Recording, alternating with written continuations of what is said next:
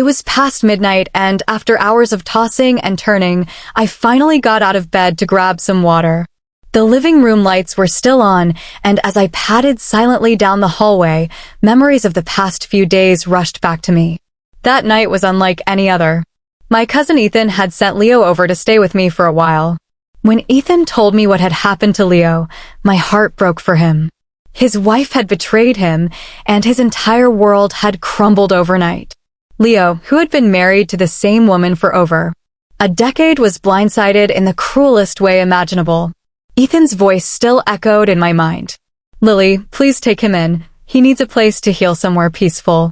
I barely knew Leo. Sure, we'd exchanged pleasantries at family gatherings, but he was practically a stranger to me.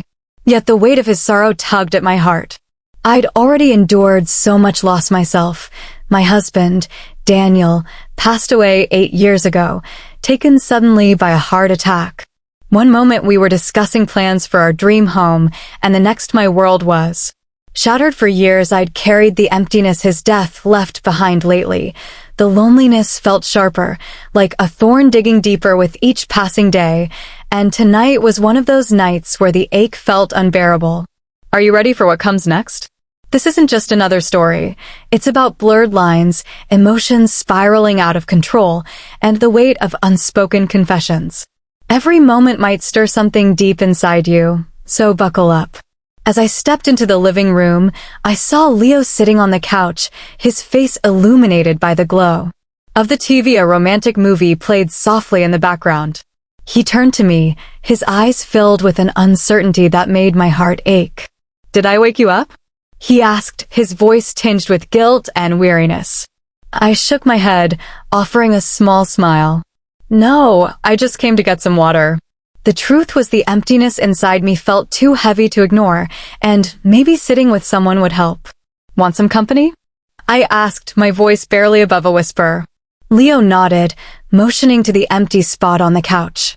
"Sure, I could use a little company." I hesitated for only a moment before sitting beside him as the movie played on. I found it hard to focus on the couple on screen. Their tender glances and soft touches stirred memories I had buried long ago, and then by chance my arm brushed against Leo's. I pulled back quickly, apologizing. "Sorry," I muttered, my face flushing. "It's okay," he replied softly. His calm demeanor only heightened the tension in the room.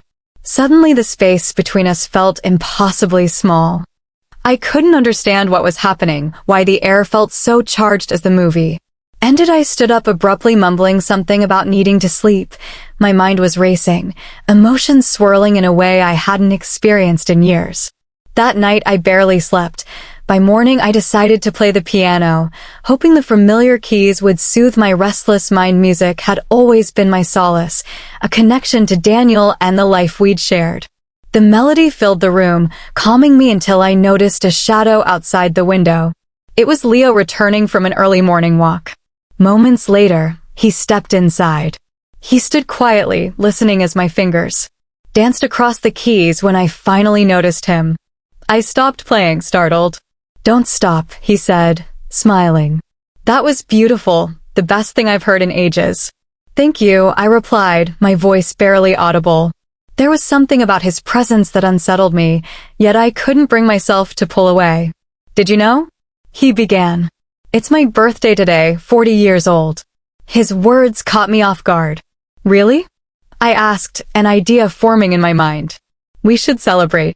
How about a cake and some wine tonight?" Leo's face lit up. "I'd like that, but only if you play the piano for me again." That evening, as we sat together, the wine flowing freely, the atmosphere grew lighter. We laughed and talked, but there was an undercurrent of something deeper. When he asked me to play again, I obliged, pouring my heart into the melody. The music seemed to connect us in a way words couldn't. As the final note faded, Leo appeared beside me, his hand gently covering mine. "Oh, incredible," he whispered, his voice thick with emotion. His touch was grounding, yet it sent my emotions spiraling. For a moment, the world felt still, as if we were the only two people left. The night unfolded in ways I never anticipated, each moment blurring the lines between right and wrong. By morning, The weight of what had happened pressed heavily on both of us. Leo stood in the kitchen making coffee, his expression unreadable. When our eyes met, the unspoken understanding between us was undeniable. Lily began, his voice steady but pained. What happened last night? It was a mistake. We can't let this continue. I nodded, the ache in my chest growing. You're right. This isn't fair too. Either of us, we sat in silence, the gravity of our decision sinking in. As much as it hurt, we knew this was the only way forward.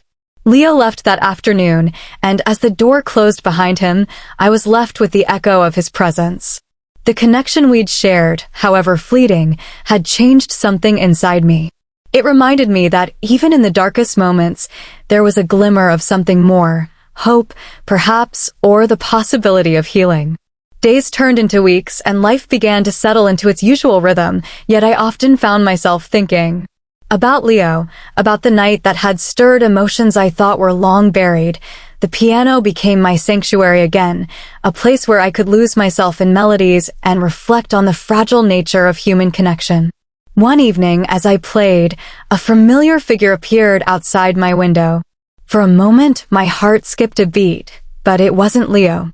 It was a reminder that life moves forward, carrying with it the echo of our choices, and as the melody filled the room, I realized that even though some chapters must end, the memories they leave behind